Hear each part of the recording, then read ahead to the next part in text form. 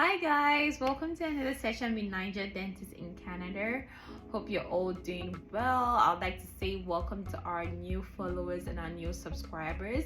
For those of you who have been like my day ones, who have been here like from the beginning, I'd like to say thumbs up. Okay, a giveaway is coming up very soon for those of you that have been working with me from the beginning. Okay, anyways, so today we're going to be talking about dental hygiene as a career option for you as a foreign trained dentist in Canada.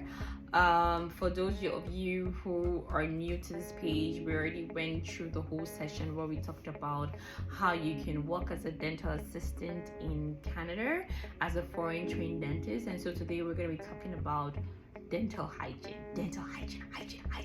Hygiene. Fun, right? Stay tuned. All right. So as you all know, for a foreign trained dentist here in Canada, it's not really so easy for you to just like go straight into practicing as a dentist, because there's so many things you have to do. You have to do your licensing exams, if that's what you're gonna do, or you can go back to school. Like basically it's not really like a straightforward process, right? And so that's why I've said start talking more about things you can do on your journey to becoming a licensed dentist here in Canada. And like I said, we already talked about some other roles that you can function in. And then today we're going to be talking about dental hygiene. So basically, there are two ways that you can become a dental hygienist here in Canada. And honestly, after interacting with a lot of people, fellow some other hygienists, and even like people who are foreign trained dentists and have said to become dental hygienists, I just realized that not so many people know about this route. Not so many people know that you can actually work as a dental hygienist. A lot of people are like, oh, dental assistant, but you can actually do dental hygiene as well. It's also a very lucrative industry and they pay really well.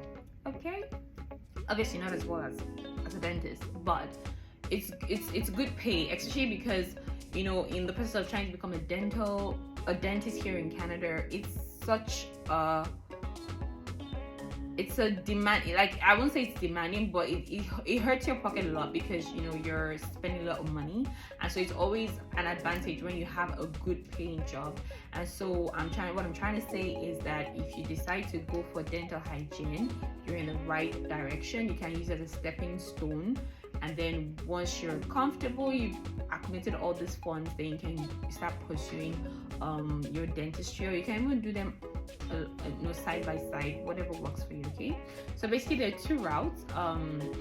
You can do either like the licensing exams, you can just write the licensing exams, or you can decide to go back to school.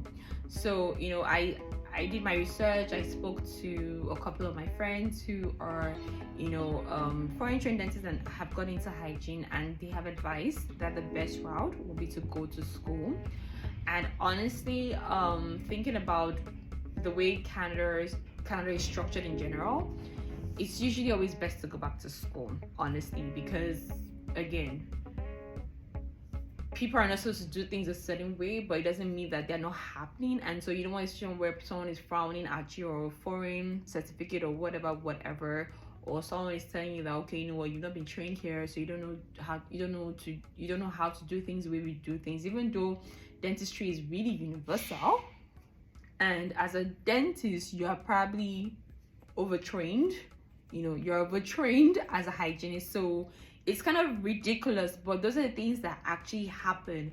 So after I spoke with my friend, she was like, it's usually best to go back to school, but just be aware that you can actually decide to just write the licensing exams, or you can go back to school. And so I'm going to talk more on going back to school, just because that's the information I have at hand right now.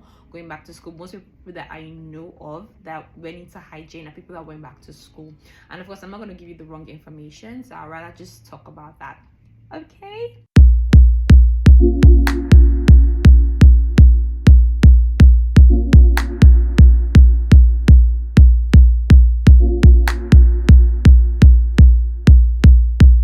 Today was such an interesting day. I had a Spanish speaking patient.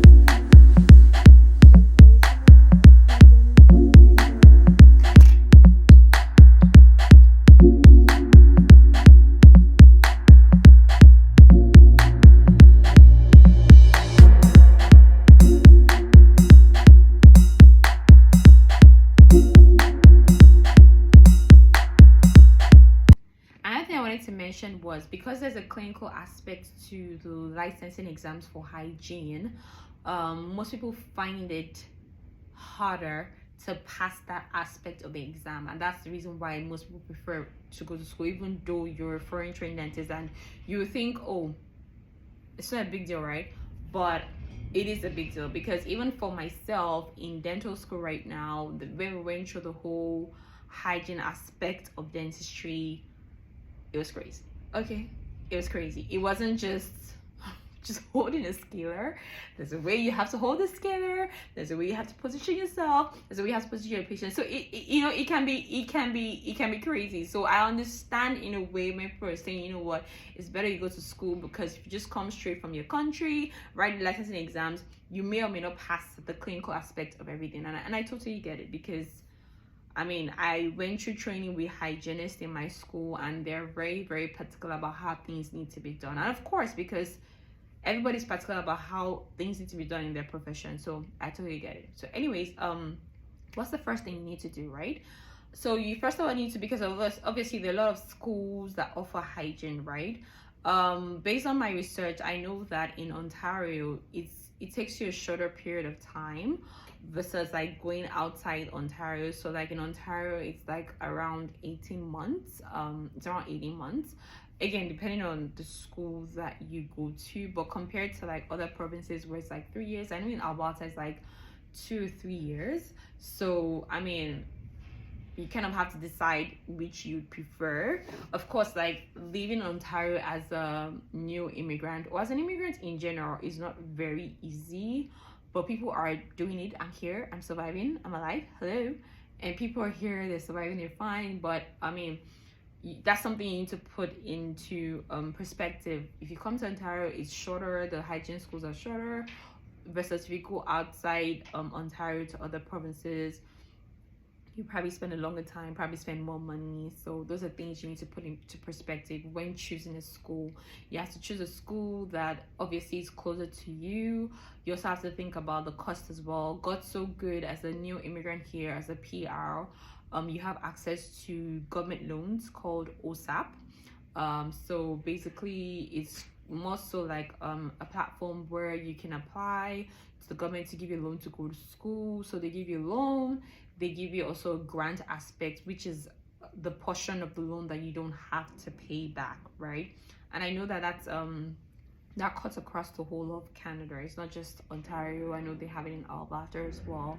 So just do your research, you know, find out what school you want to go to. Some people even go as far as seeing what the ranking is like in the world. In Canada, I personally don't think it's important, as long as the school is giving what you need, which is the skills and the expertise to function and succeed out there. I think that's what's important. But again, people are different, you know. So you have to choose a school that fits your need, fits your profile meaning what do you want out of this situation. I personally, I just don't go with the flow of things. I kind of sit down and have a plan. So most times when I'm doing stuff, I'm not just doing stuff, like there has to be a reason why I'm doing it. So in choosing a school myself, I looked at what the structure of the school was. I reached out to people in the school to try and have a feel of what the program feels like. You also want to think about what your goals are as a person, what the program offers, what the program structure is, what the cost or the fees are, how long the program is going to last for, you know, what the location is. I know some schools also offer this thing where you do like I don't think it's an internship, it's like more like a clinical placement. Some schools do that. Again, is that something that's important to you or not? I know, for example, like people who have no dental background whatsoever and going into hygiene, that might be important to them because it helps them to build their confidence. But so you as a foreign trained dentist, is that important? You know, those are the things that you put into perspective when choosing a school. So the first thing you need to do is research schools in Canada that offer hygiene. Again, they're all open to foreign trained dentists, right? Because I know one thing I know about most of the hygiene schools is they like when you have a dental background. So I know that when I was practicing as a dental assistant, a lot of assistants were doing was they would just like practice for like maybe 6 months, a year, and then they will apply to dental hygiene school. And then I spoke to them about it. I was like, why even doing dental assistant if you're still going to go into hygiene, right? And then they were like, oh, most of the schools, like when you have a dental background, not to say that they wouldn't accept applications for people who don't have a dental background, but after speaking to one of my friends who also went through the program as a hygienist, she was saying that it's usually easier for you when you have a dental background. So please don't think that, oh, I'm a dentist, therefore they won't accept me. No. You're a dentist, you have the dental training, you have the dental knowledge, you're an asset to any school. So see yourself as that way. Okay, so now you've made a decision about what school that you want to go to, right? You've picked the school. So the next thing that you want to do is reach out to a representative of the school. It doesn't have to be like a special representative. You just have to like, either call the number on the website or send an email to the email on the website. Why do you want to do this? I advise you to do this because it's a way for you to connect with someone in the school. It's also a way for you to ask questions that you need answered, and it's also a way for you to verify that the information that you're seeing on the website is up to date.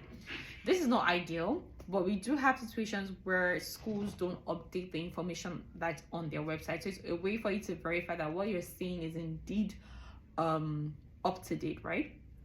And the most important questions you want to ask is surrounding admission requirements. What do you need to submit? Because you're a foreign trained dentist, there's a tendency to want to over submit. You want to show, I have all these transcripts, I have all these degrees, I have all this. No. Let's not get too excited, okay? Just submit what they need you to submit, which is most likely going to be your university transcript. Now, because your transcript is from outside the country, there's also a probability that they will need you to submit like an evaluation, a WES evaluation. WES is World Education Services. So basically they try to translate your transcript to the Canadian standard. So you're definitely going to need to submit your transcript, your WES transcript. There's also a tendency to think, oh, I need to submit an IELTS. Do your research. Most of those schools don't need you to submit an IELTS.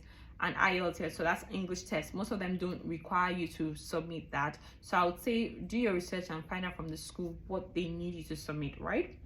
And then also they will definitely need you to do, most of them will need you to do like an entrance exam. From my research I have done, some of the schools require you to do an entrance exam. So basically it's just an exam where they test your like basic stuff like English, mathematics, basic stuff. And then also I know they also like to ask all this like psychological questions. I don't know why they do that, but my guess is they probably do that just to have an idea of how you think, what your personality is. Nobody knows. The thing is, the reason why this is very funny to me is because I feel like these are like easy things to submit, right? And so I then wonder, why do a lot of people not know about this process? Or should I say, why do a lot of people shy away from this process? I don't know, but that is it. That's all you need to submit. You need to submit your WES transcript. You need to do an entrance exam. That's it, guys. So after you then submit like your information and everything, they're going to invite you. There's an interview process. It's not like you just submit and then they just say, okay, this is your admission, take it. No.